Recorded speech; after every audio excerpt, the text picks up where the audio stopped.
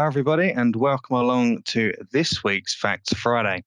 Over the last few weeks, Alexandra Gordon and I have been hosting an online Q&A session and answering questions from the members of the public on wills and powers of attorney. Take a look. Hello, and welcome everybody to our very first Q&A session. What do you need to consider when making a will as a married couple?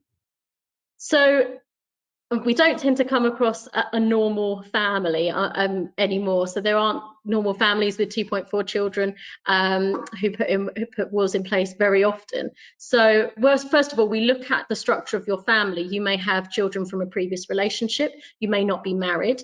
And we look at how best to structure your assets to make sure that everyone is looked after in your will. We also look at how you own your property. Sometimes property will automatically pass to a co-owner, therefore it won't pass by your will. So we would advise you in respect of that. And also as well, some people are concerned about care home fees and protecting monies for the next generation down.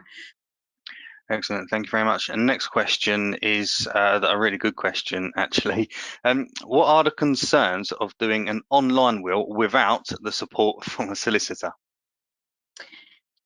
Not trying to plug solicitors here. I just give you a few top tips. So first of all is that if you're making your own will, you are making it with the knowledge that you have. So you are deciding what clauses are best for you in your will.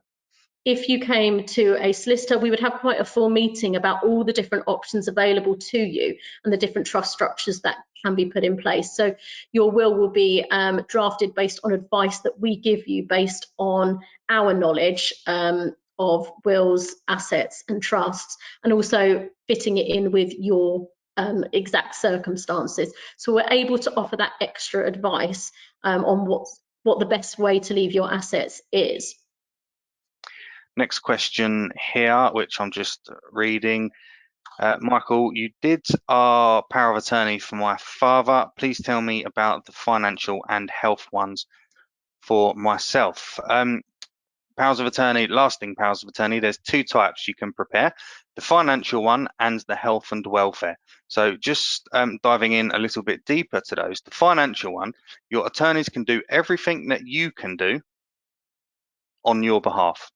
So if you ask them or you have lost capacity yourself, your attorneys are able to have access to your bank accounts, your current account, your savings, if drafted correctly, your investments as well, and buy and sell property on your behalf if you cannot do so or you ask them to.